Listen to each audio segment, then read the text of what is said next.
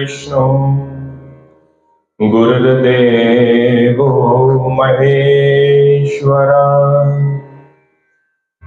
गुरुर्साक्षात् परं ब्रह्मा तस्मै श्री गुरुवे नमः। ध्यानमूलं गुरुर्मूर्ति पूजामूलं गुरुर्पदम् मन्त्रमूलं गुरुर्वाक्यम् मोक्षमूलं गुरुर्कृपा। ध्येयं सदा परिमभग्नमभीष्टदोहम् तीर्थास्पदं शिवगिरिं चनुतं शरण्यम्। मृत्यार्तिहं प्रणतपालभवाब्धिपोतम् वन्दे महापुरुषते चरणारविन्दम्।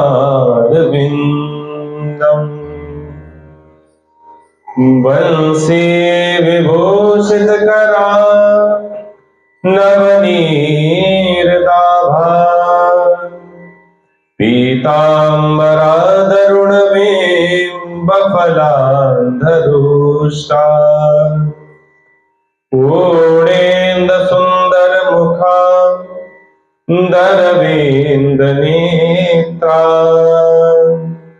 कृष्णात् परं किमपि तत्त्वमहं न जाने। कृष्णाय वासुदेवाय हरये परमात्मने प्रणतां क्लेशनाशाय गोविन्दाय नमो नमः। भक्ति भक्त भगवंत गुरु चतुर्नाम बपुए तिनके पद वंदन किए तो नाशत विघ्न अनेक। गोपाल बालम भुवनेक पालम संसार माया मतिमोहजालम। यशो विशालम शिशुपाल कालम बालम मुकुंदम मनसा स्मरामि। सब द्वारन को छोड़कर मैं आया हूँ तेरे द्वार। हे वृषभानु की लाडली कछु मेरे ओर निहार।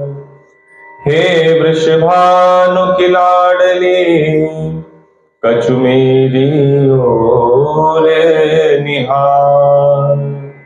बोल भक्त वत्सल भगवान की, बोल वृंदावन बिहारी लाल की, बोल राधा रानी सरकार की, बोल कार्तिक महात्म्य की जय।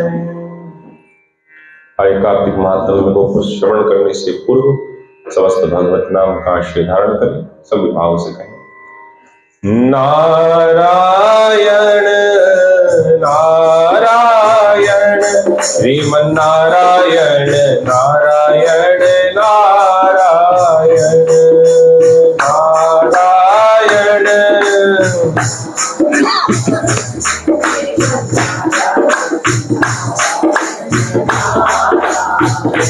भज मन नारायण नारायण भज मन नारायण नारायण नारायण नारायण नारायण।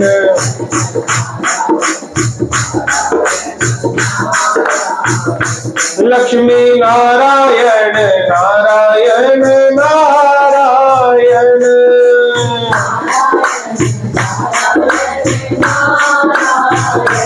लक्ष्मी नारायण नारायण नारायण,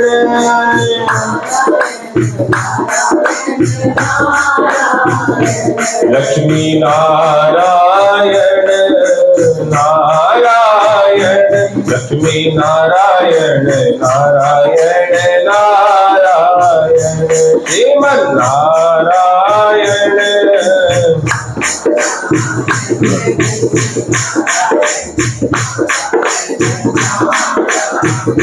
श्रीमन्नारायण नारायण, श्रीमन्नारायण नारायण नारायण,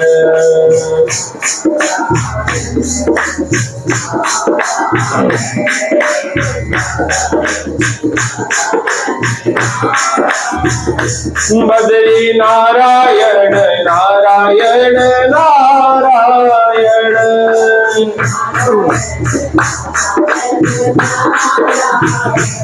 बद्री नारायण नारायण नारायण,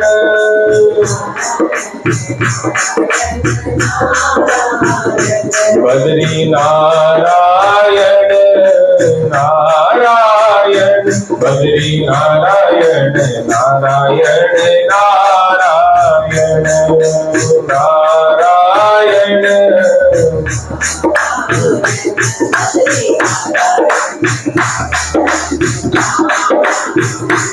श्रीमन्नारायण नारायण, श्रीमन्नारायण नारायण नारायण,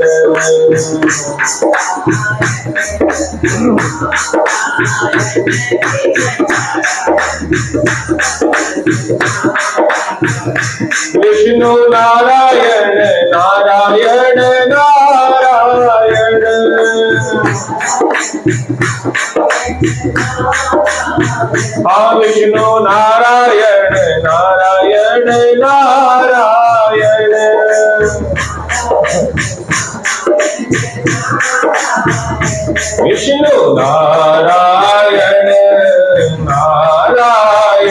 विष्णु नारायण नारायण नारायण, विष्णु नारायण नारायण, विष्णु नारायण नारायण नारायण, श्रीमन्नारायण नारायण, श्रीमन्नारायण नारायण नारायण,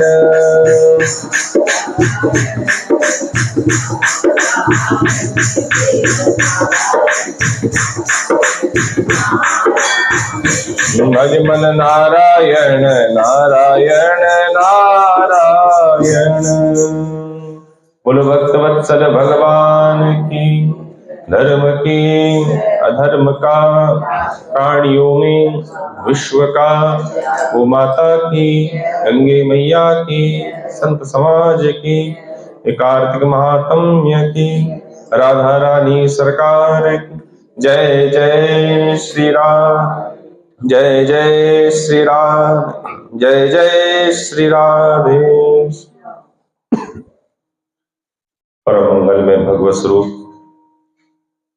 अकारण करुणा वर्णालया भक्त वांछा कल्पतरु पीतांबरधारी श्री वृंदावन बिहारी प्रभु के पाद पद्मों का स्मरण करते हुए इस पवित्र कार्तिक मास के अंतर्गत हम कार्तिक महात्म्य को श्रवण करने के लिए यहाँ पर एकत्रित हुए हैं।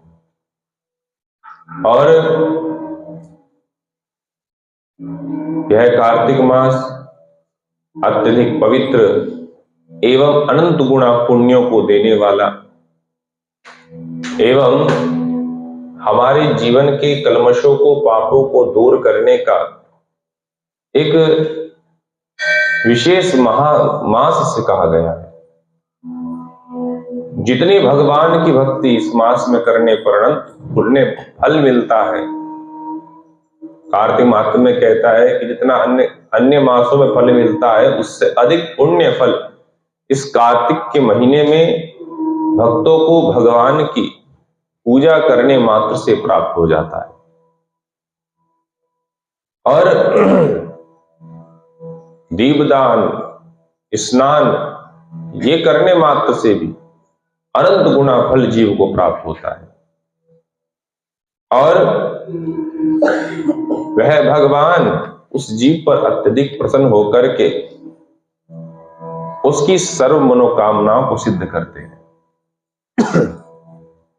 अकामा सर्व कामो वा, अकाम हो च सकाम हो, जैसे भी भावना हो भगवान के प्रति, कहते भगवान समस्त कामनाओं को पूर्ण कर देते हैं।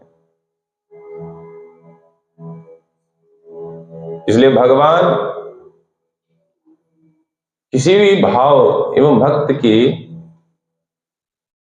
श्रद्धा से ही उसके अधीन होते हैं। हम सोचे भगवान को धन आदि प्रदान कर दें, भोग लगाए, ये करे वो करे तो भगवान खुश हो।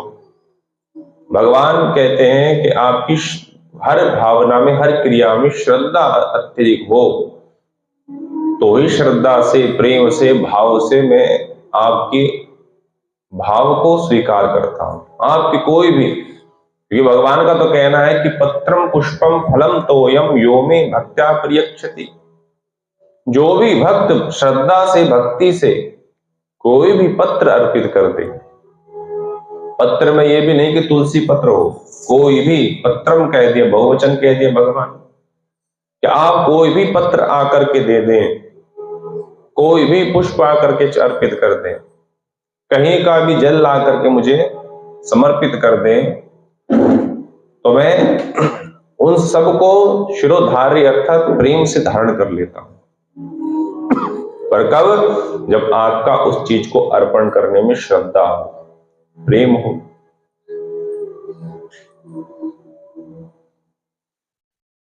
इसलिए भगवान को इस कार्तिक मास में जैसे भी आप पूजे, भगवान का पूजन कर रहे हो, दीपदान कर रहे हो, तुलसी का पूजन कर रहे हो, तो इन सब में आपकी श्रद्धा अत्यधिक होनी चाहिए। ये ना सोचे कि हम जब जिस तुलसी के बिरवा की सेवा कर रहे हैं, जल सींच रहे हैं, वो एक वृक्ष है, उसको साक्षात मां भगवती का, तुलसी मैया का रूप धारण करके, रूप समझ करके उनकी सेवा करें। जिस प्रकार हम साक्षात मां भगवती का पूजन कर रहे हैं, ऐसा उसमें स्वरूप का ध्यान करें। आप यदि भगवान शालिग्राम का पूजन कर रहे हो, तो शालिग्राम में साक्षात भगवान का दर्शन करें। तो शालिग्राम से साक्षात भगवान आपकी प्रेम को, श्रद्धा को देख करके ही आपके अभिलाषा को पूर्ण कर देंगे। तो इस प्रकार ये कार्तिक का महीना श्रद्धा से परिपूर्ण है। शौनकादि ऋषि सूत जी महाराज से कहने लगे कि हे सूत जी, कार्तिक तथा तुलसी का महात्म्य कह करके हमको बताइए।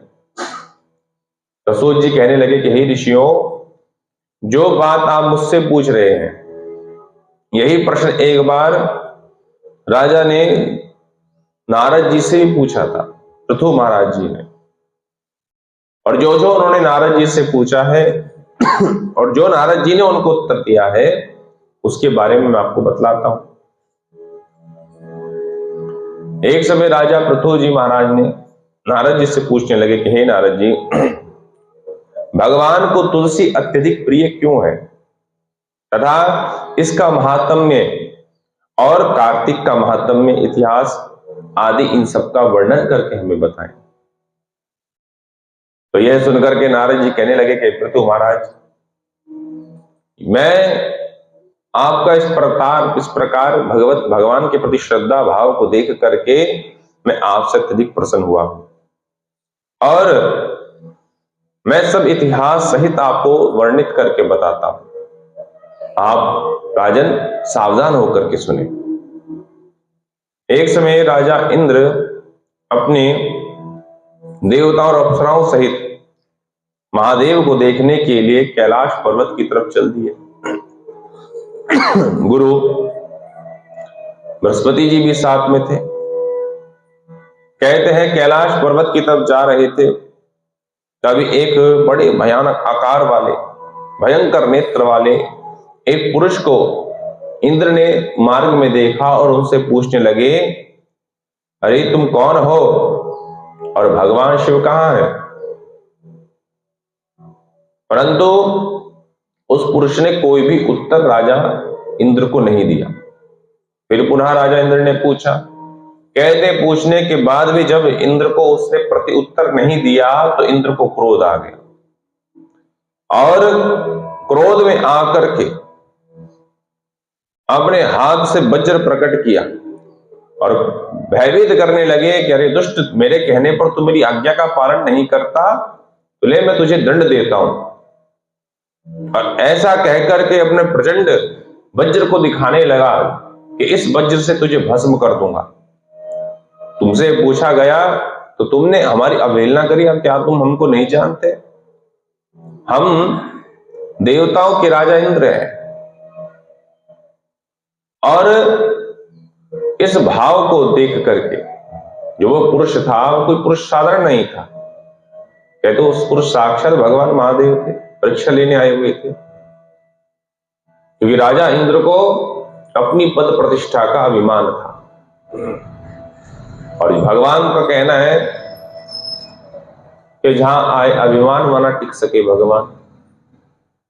जहां आपके अंदर अभिमान की भावना शेष मात्र भी उत्पन्न हो जाती है तो कहते हैं भगवान वहां टिकते नहीं है, उस भाव को स्वीकार नहीं करते।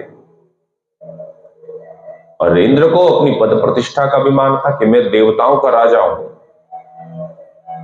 कहते हैं जैसे ही वह राजा इंद्र ने वज्र लेकर के उस पुरुष को मारने के लिए अपना हाथ आगे बढ़ाया तो उस पुरुष के देखने मात्र से ही राजा इंद्र का हाथ वहीं स्तंभित हो गया, रुक गया, अटक गया, पत्थर की भांति बन गया, ना हिल पाए ना डुल पाए। इंद्र बुरी कोशिश करे। कहते हैं इस प्रकार अपने शिष्य इंद्र की दशा को देख करके उनके गुरु बृहस्पति आश्चर्यचकित हो गए और आंख बंद करके जब ध्यान लगाया तो ध्यान लगा के पता चला कि ये जो पुरुष बैठा है कोई साधारण नहीं है, ये पुरुष तो साक्षात भगवान महादेव है। और तुरंत कहते हैं बृहस्पति जी हाथ जोड़ करके भगवान के सामने खड़े हो गए और क्षमा याचना मांगने लगे। अपने शिष्य अर्थात इंद्र को भी उनके चरणों में गिर दिया। कहा कि अरे मूर्ख, दंडवत प्रणाम कर, ये कोई साधारण पुरुष नहीं है, ये तो साक्षात भगवान महादेव है। और हे भगवान महादेव, त्रिपुरासुर, अंधकासुर आदि दैत्यों का उद्धार करने वाले, यज्ञ के पालन करने वाले हे त्रिपुरारी, हे भगवान महादेव आपको नमन है। हे ब्राह्मणों की रक्षा करने वाले, हे भगवान महादेव आपको नमस्कार है। नारद जी कहते हैं कि हे पृथु महाराज, इस प्रकार अनेक प्रकार से गुरु बृहस्पति जी ने भगवान महादेव की स्तुति करी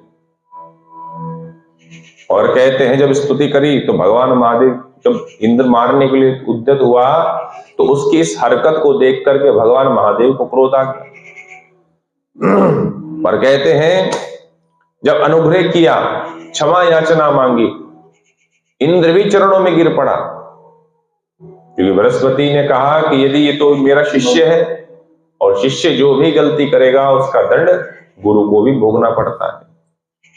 क्योंकि गुरु तो शिष्य तो है, जब उसने गुरु धारण कर लिया है तो वह शिष्य गुरु पर समर्पित हो गया। शिष्यता धारण करने का तात्पर्य समर्पण करना, कि हमने आपको समर्पण कर दिया है, अब आपकी इच्छा है कि आप किस दिशा में मुझे ले जाना चाहते हो, किस उद्देश्य से मुझे प्रयोग करना चाहते हो। ये शिष्य का समर्पण होता है गुरु के प्रति। अब गुरु गलत करेगा तो उसका दंड भी गुरु को भोगना पड़ेगा, शिष्य करेगा जो काम। तो इसलिए संसार में जब भी हम चाहे गुरु बनाए तो कहते हैं कि ये नहीं कि एक दिन के वाक्य को सुन करके तो तुरंत उनको गुरु रूप में धारण कर ले। तो पहले प्राय जब गुरु शिष्य का संगम होता था, अर्थात मिलते थे, गुरु शिष्य बनते थे, तो कहते उससे पहले उनका परीक्षण होता था शिष्यों का, क्या ये उस योग्य है। क्योंकि अगर भाई शिष्य बना लिया और पाप करा तो उसका भोग तो गुरु को भोगना पड़ेगा कि भाई पाप पे पाप किए जा रहा है, अत्याचार किए जा रहा है और उसका दंड मुझे भोगना पड़ रहा है। गुरु सोचता है कि शिष्य ऐसा हो कि जिसके करने से, क्रिया करने से, कर्म करने से उसके गुरु का नाम बढ़े। और यदि गुरु लोभ से शिष्य बनाता हो कि भाई मेरा शिष्य जो है खूब नामी है, खूब धनवान है, तो क्यों ना इसको अपना चेला शिष्य बना ले ताकि मेरा प्रारब्ध, मेरा कार्य सफल होता रहे। कोई भी कार्य करना हो उसको पकड़ दो। और शिष्य सोचे कि भाई हाँ, अरे गुरु जी का नाम तो बड़ा फेमस है, टीवी में भी आते हैं, तो इनको गुरु बना लिया जाए तो इनके द्वारा हमारा भी नाम होगा कि भाई हाँ, फलाने के शिष्य है। तो एक लोभी बन रहा है, एक लालची बन रहा है। तो ऐसे गुरु शिष्य बने तो कहते उनका कोई उद्धार होने वाला नहीं। गुरु लोभी और लालची चेला, और दोनों नरक में ठेलम ठेला। जो ऐसा रहा तो दोनों ऐसे ही भागते रहेंगे, दौड़ते रहेंगे, पर कभी किसी का ना खुद का उद्धार कर पाएंगे ना दूसरे का कर पाएंगे।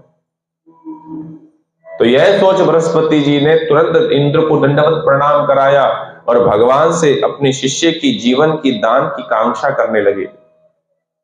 इस कारण भगवान महादेव का जो क्रोध था शांत करते हुए कहने लगे कि हे वर मांगो, आपको क्या वर चाहिए। तो बृहस्पति जी ने इतना कहा, प्रभु मैं तो यही चाहता हूं कि मेरे शिष्य इंद्र को जीवन दान दे दीजिए। भगवान महादेव ने जीवन दान दिया, और इस प्रकार कहते हैं एक बृहस्पति का नाम जीव भी पड़ गया। रक्षा की कांक्षा कर भगवान महादेव ने कहा कि ठीक है, आपके कहने पर इनको दंड नहीं दिया जाता, पर ये बताओ मेरा क्रोध है, इस क्रोध को कैसे शांत करूं, कहां इस क्रोध को त्यागूं? यह क्रोध तो अग्नि के समान धड़क रहा है। यह सुनकर के बृहस्पति हाथ जोड़कर कहने लगे, प्रभु यदि इस क्रोध का त्याग करना है तो क्रोध को समुद्र में त्याग दो, वही इस क्रोध को शांत कर पाएगा। कहते इस प्रकार कह करके भगवान महादेव ने इस क्रोध को दूर फेंक दिया और वह समुद्र में जाकर के, गंगा सागर के संगम में जाकर गिर पड़ा। और कहते क्रोध के गिरते ही उस क्रोध में से शिशु बालक की उत्पत्ति हो गई। जो बालक पैदा होते ही जोर जोर से रुदन करने लगा, चिल्लाने लगा, शब्द ध्वनि करने लगा। कहते उसके रोने की, रुदन की ध्वनि से कहते पूरा ब्रह्मांड, पृथ्वी, लोक, समुद्र सब कांपने लगा, गदकने लगा। इस प्रकार ध्वनि को सुन करके सारे देवता एकत्रित हुए, बृहस्पति जी, ब्रह्मा जी के पास गए और ब्रह्मा जी से पूछने लगे, प्रभु ये ऐसा रुदन कौन बालक कर रहा है कि जिसके रोने से हमारा पूरा यह ब्रह्मांड, सारा जगत कांप रहा है, कंपित हो रहा है। तो बृहस्पति जी ने कहा कि अरे इस समय जो है समुद्र में ही कोई शिशु बालक रो रहा है, आप चिंता ना करो, मैं जाकर के देखता हूं। बृहस्पति जी कहते हैं ब्रह्मा जी जब वहां समुद्र पर पहुंचे और समुद्र ने जब ब्रह्मा जी को आते हुए देखा, खूब स्वागत हुआ उनका। और स्वागत होने के उपरांत ब्रह्मा जी ने पूछा कि भाई ये बालक है कौन, किसका है और क्यों रुदन कर रहा है, क्यों रो रहा है? तो समुद्र ने कहा महाराज ये तो पता नहीं बालक किसका है, पर हाँ यहां आकर के खूब जोर जोर से रो रहा है। महाराज आप आ गए हो तो आप इस बालक का जात कर्म आदि संस्कार करा दीजिए। ऐसा सोच कर कि जैसे ही ब्रह्मा जी ने उस बालक को गोद में लिया, गोद में लेते लेते उस बालक ने जोर से पकड़ करके कहते हैं ब्रह्मा जी की दाढ़ी खींच ली, जिसके खींचने पर उनको पीड़ा हुई और पीड़ा होने पर वह रुदन अर्थात आंखों से, नेत्रों से जलधारा प्रकट हो गई। और कहते इस प्रकार जलधारा प्रकट होने के कारण ब्रह्मा जी ने बड़ी मुश्किल से अपनी दाढ़ी छुड़वाई और वे शिशु पुनः समुद्र को दिया और कहा कि देखो इसने जन्म होते ही मेरी दाढ़ी खींची है और दाढ़ी खींचने से आंखों से जल प्रकट हुआ है, इसलिए इसका नाम जो है जलंधर होगा। ये क्षण में ही युवावस्था को प्राप्त हो जाएगा। भगवान शिव का अंश है ये, इसलिए शिव के समान इसके अंदर बल होगा और यशस्वीवान होगा। कोई योद्धा इसको हराने में असमर्थ होगा, कोई इसको हरा नहीं सकेगा। इस प्रकार कह करके ब्रह्मा जी ने शुक्राचार्य जी को बुलाया और उस बालक का राज्याभिषेक करके और स्वयं वहां से अंतर्ध्यान हो गए। कहते हैं समुद्र ने कालनेमी की कन्या वृंदा से उसका विवाह संपन्न कराया। विवाह होने के बाद सुंदर दंपति वृंदा और उसका पति जलंधर दोनों के दोनों अपने गृहस्थ जीवन को आनंद में व्यतीत करने लगे। कहते हैं इस प्रकार उस वृंदा का पतिव्रत धर्म जो वह नित्य प्रति अपने पति की सेवा में तत्पर रहती थी। कहते उसके पति आते ही वे अपने पति का पाद्य अर्घ से आचमनी से उन सबका अपने पति का पूजन करती थी। जैसे षोडशोपचार से भगवान की पूजा की पद्धति है, कहते इसी पद्धति से वह अपने पति की सेवा करती थी। जैसे कहीं से यात्रा करके आते थे तुरंत चरणों का प्रक्षालन कराती थी, अर्घ अर्पित करती थी, जल पीने के लिए देती थी। और कह के जब फिर वो विश्राम करते थे तो कहते फिर उनकी पंखे की सेवा करती थी। वह वृंदा अपने पति को साक्षात नारायण का रूप समझ करके उनकी पूजा करती थी। और यही पतिव्रत स्त्रियों के धर्म का प्रथम रूप है कि वह अपने पति को साक्षात जो है नारायण का रूप समझे। जब तक पति आज्ञा ना दे तब तक कह देखिए, जब हम शास्त्र आदि पढ़ते हैं तो पतिव्रत धर्म स्त्रियों का यही है कि जब तक पति आज्ञा ना दे तब तक कहते हैं पत्नी को गुरु दीक्षा भी नहीं लेनी चाहिए, क्योंकि पति ही सबसे पहले तो नारायण है, पति परमात्मा का रूप है, भगवान का रूप है। वो आज्ञा दे तो ही कहते गुरु दीक्षा भी धारण करनी तभी चाहिए, तभी गुरु रूप बनाना चाहिए, गुरु को प्राप्त करना चाहिए। अन्यथा अगर गुरु ना मिले तो कहते पति को ही गुरु एवं भगवान का रूप समझ के उनकी पूजा करनी चाहिए। तो इस प्रकार कहते हुए अपने पति को नारायण समझ करके सदैव उनकी पूजा करती थी। नारद जी कहते हैं कि हे राजन व्रतो, जब पतिव्रता स्त्री के लक्षण कहते हैं जो स्त्री पति के दुखी में दुखी हो और पति के सुख में सुखी हो जाए, परदेश जाने पर कृष्ण एवं पति के मर जाने पर उसे सती हो जाती है।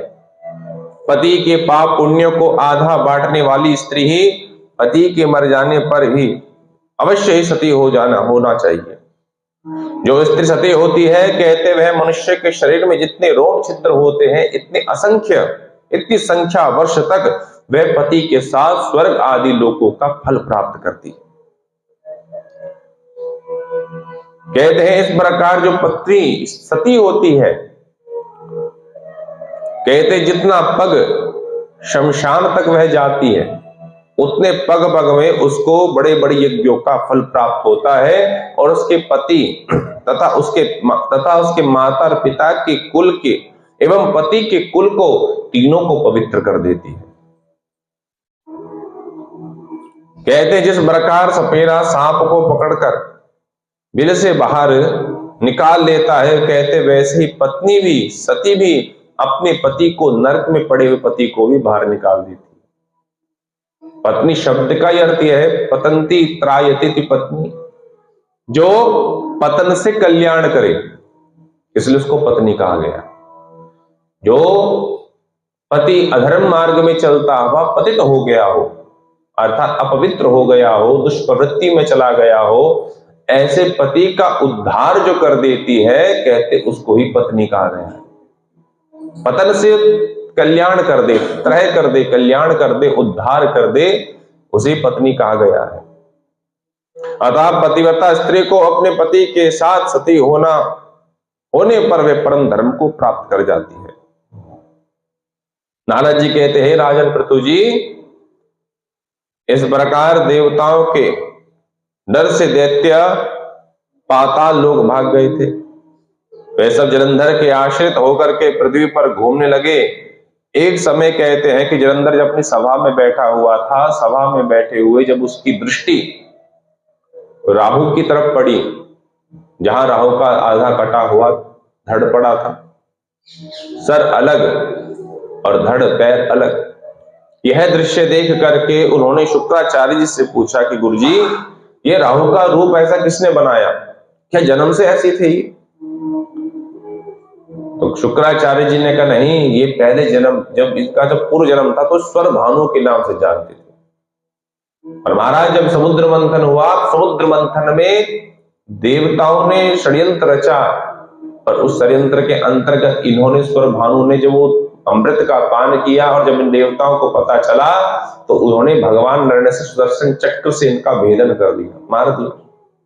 मारने के लिए सोचा पर उन्होंने अमृत पी रखा था, इसलिए मरे नहीं, पर दो भाग में विभक्त हो गए, जो राहु और केतु के नाम से जाने जाते।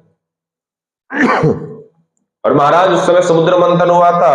समुद्र मंथन के समय आपके समुद्र में से अनेक रत्न निकले थे, और महाराज देवताओं ने ऐसा षड्यंत्र रचा, ऐसा दिमाग लगाया कि उन्होंने सारे के सारे रत्न निकाल करके और अपने स्वर्ग लोक में लेकर जाकर के रख दिया। कल्प वृक्ष महाराज उसमें से निकला, अनेक अनेक रत्न थे। जब यह पता चला तो जलंधर को क्रोध आया कि अरे, हमारे पिता की संपत्ति, अर्थात मानो हमारी संपत्ति, और हमारी संपत्ति, पिता की संपत्ति में तो पुत्र का अधिकार होता है, ये कौन है देवता जो हमारी पिता की संपत्ति ले जाने वाले? और ऐसा सोच क्रोध में आकर के उनको क्रोध आया, और क्रोध में आकर के उन्होंने तुसमस नाम के अपने दूत को इंद्रलोक भेजा कि तुम जाओ और मेरा संदेश जाकर के इंद्र को बताओ कि वह जो भी उसने रत्न मेरे पिता के यहां से निकाले हैं, समुद्र से निकाले हैं, वो सारे रत्न सम्मानित सहित हमें प्रदान कर दो, अन्यथा युद्ध के लिए तैयार हो जाओ। इस प्रकार कह करके वह दुस्मर नाम का सेवक, कहते हैं, तुरंत वहां से गया और स्वर्ग लोक को प्राप्त जाता हुआ और इंद्र को जाकर संदेश प्रदान करने लगा। बोलो भक्त वत्सल भगवान की जय, बोलो कार्तिक महात्म्य की जय।